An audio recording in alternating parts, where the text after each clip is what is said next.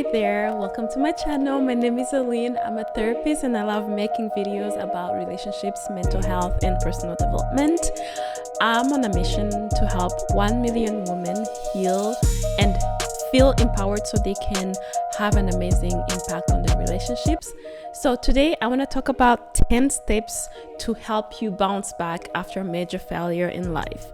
Major failure, I think if you clicked on the video, you might have an idea what it is, but for other people who just clicked on this video for curiosity, major failure can be losing a job, major breakup, setback in your career, anything that really takes you down and you feel like life just gave you a big smack in the face.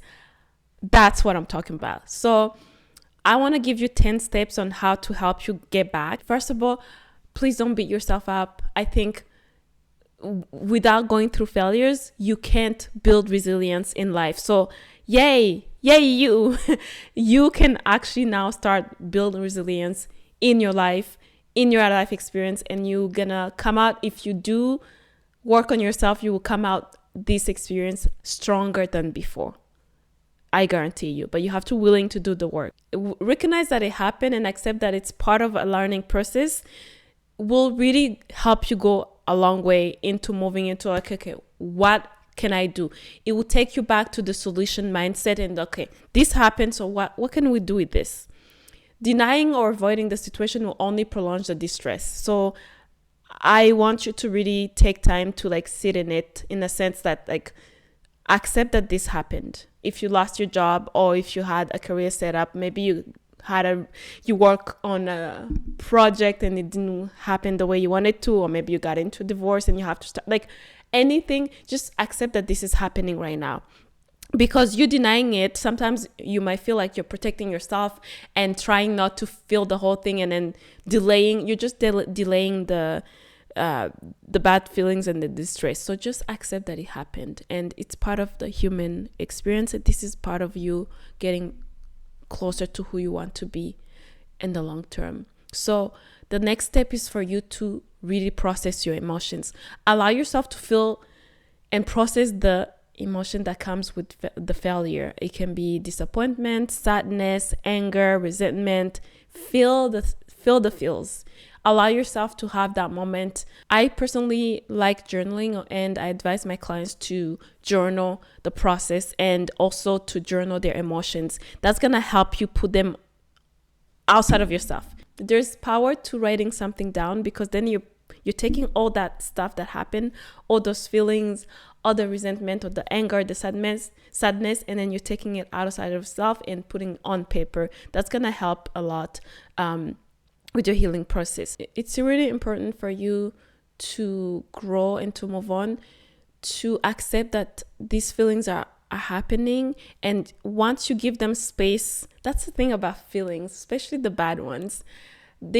Sometimes your mind can trick you thinking that you want to push them away, distract yourself, but you're just delaying the bad stuff, and it grows. But when you allow yourself to feel them, what happens is you can actually move through them, meaning they can move through you. So let's say you're feeling really sad. Find a moment, even if it's 5 minutes, put a timer, literally put a timer on your phone and be like, okay, the next 5 minutes, I'm going to feel the sadness. What people you tend to do is to avoid that. But if you give that sadness 5 minutes to just give it attention, it's going to come up later less intense, invasive, and stronger, and you can move on. It's really, I think as humans, we should learn how to embrace the good and the bad. I'm not saying stay in it for days, but give yourself permission to feel that sadness or that disappointment, because it's important for you in order to move on. The next step,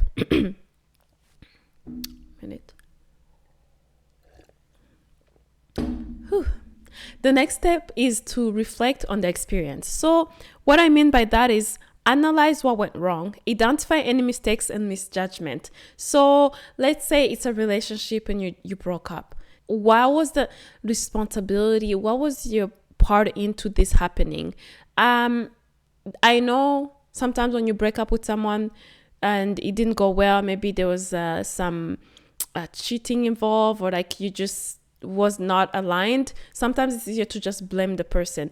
But I'm here to tell you that in every relationship, with every circumstances, maybe 1% of certain things that maybe it's not the two partners, but if you're in a relationship and the relationship breaks down, it takes two to get into an argument. It takes two to dissolve a relationship, just like it takes two to create one. So I want you to take time and see what was your part in that. What was your shortcomings? And if it's a career or school, sit down and really analyze and understand the root of what happened, why this time it didn't work out.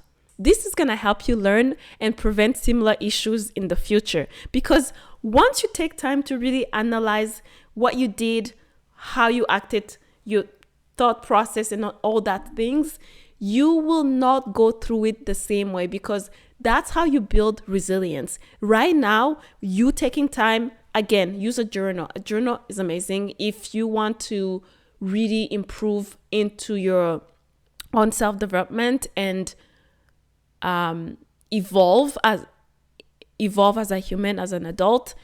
I really advise you to write stuff down, because there's a power into that, you actually putting stuff on a paper. So what I mean by going to the root cause, because your brain, sometimes you can think about things, scenario, and then you forget about it. But if you write it down, it's going to anchor itself in your head. And then next time a similar situation happens, you're not going to act the same way, because you will know better.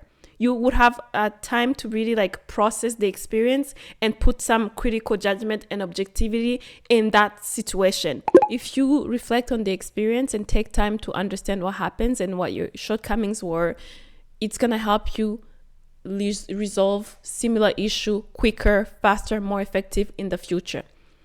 And also seek feedback. I know this can be complicated if it was in a relationship, say you broke up with someone, but I think you can get feedback, not necessarily from the person, but for your family and friends around you. Like, ask your friends and be willing to take criticism. Don't be defensive. Just like ask your friend, like, okay, you heard me talking about this person for so long. What do you think was my shortcomings? Like, what do you think I can do better as a friend or as a partner? Your friends, if you have real friends, if you have created relationship that you can be really yourself and be authentic, and people who love you, they will tell you. But you have to be able to take it. Don't be defensive, because this is the thing. If you ask for it, be open. Don't interrupt them. Don't try to justify yourself, or be open to, okay, well, you were doing this and that. Take the criticism, say thank you, and go and journal on it. Don't make them feel bad for like giving you feedback, because you did ask for it. And if you want to grow as an individual, as an adult, you need to be able to take feedback that's not necessarily positive, because that's how you grow. And remember, nobody's perfect. And again, their perspective can provide you valuable insight and alternative ways to deal with things. So stay open and ask for feedback. Another thing that can help you after a major setback is you can set new goals. Like, define clear, realistic goals to align with your strength and interests. Break them as in a similar, manageable steps. Rebuild confidence. That's going to help you rebuild confidence and maintain focus. This is easier to apply in a situation where you failed in like school or work, because it's very objective and tangible. When it's a relationship, that can be a little bit gray, but you can still set new goals. You can set yourself new goals on what kind of a partner you want to attract.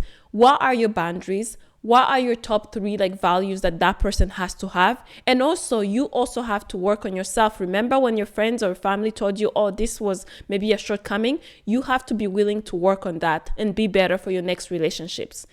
Comment down below if that makes sense. If you have more questions, just let me know. I can do a video on like extensively talking about that. Another thing that can help you after a major setback in your life is build resilience. Engage in self-care practices such as exercise, mindfulness, find a new hobby, something that makes you feel good, and strength. That's going to help you strengthen your emotional resilience and maintain a positive outlook. So I know if like you just had something that bad that happened, like losing a job, a major failure in school, or a breakup, the tendency is to like isolate yourself and like just distract yourself. I encourage you to really think about those things and have a mindset like, okay, this didn't go well, but I know I can do better. Because at the end of the day, I always say this to my client: we were not created to suffer. There's always a way to do better, to be better. You just have to be willing to do the work and see yourself and accept that you have shortcomings. I have shortcomings. Everybody have shortcomings. We're humans. And in those circumstances, I really invite you to leverage your support system. Who's your support system?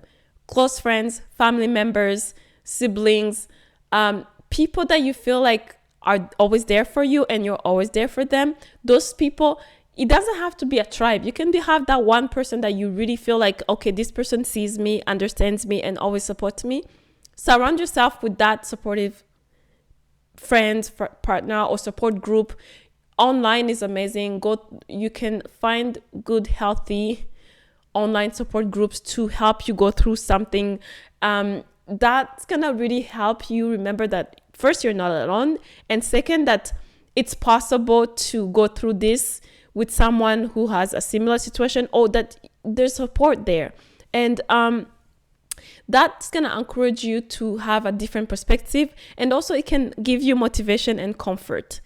And one thing that I really want you to try and do, if you decide, okay, this is what I'm gonna do, stay consistent, stay consistent, stay persistent. Meaning, you have to embrace that there's gonna be a time where it's gonna be hard for you to do this, because new habits take time. I think they say it takes about 21 days to really like build a new habit. So stay positive, stay persistent, try to do the same. If you say, okay, I'm gonna read about self-development, or I'm gonna journal, make sure that you're able to do it every day or every other day, and commit to that. If it doesn't happen, don't beat yourself up. Try again.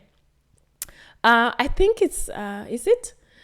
I don't remember the name of it. There's a motivation speaker that always says fail forward. So you fell today, fail again, try again, keep trying.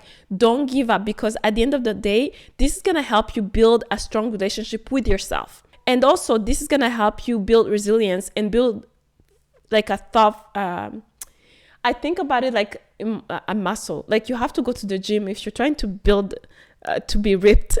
You go to the gym and you lift weights and do things like that. So this is gonna help you build stronger core with yourself, and then also resilience. You're gonna build resilient and through consistent effort, and it's gonna help you learn to adapt yourself, because this is a new circumstances, this is a new situation.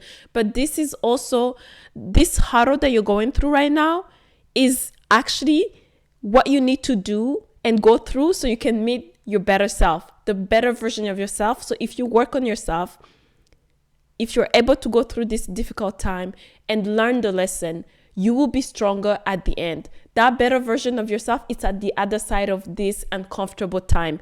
It's always a short period of time if you give yourself a chance, I promise. Lastly, I want you to celebrate your progress. Acknowledge and celebrate your achievement, no matter how small they are. If you're able to go like 3 days with like being consistent at the gym, eating well, and like surrounding yourself with positive things without getting grabbed by the darkness and then being down on yourself. If you're able to do it 2 days, 3 days consistently, celebrate that. Little milestone leads to bigger milestone. So don't be hard on yourself.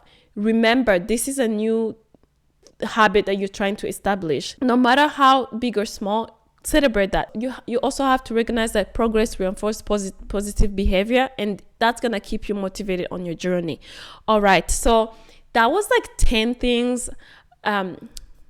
So that was my take on how to bounce back from a major failure in your life.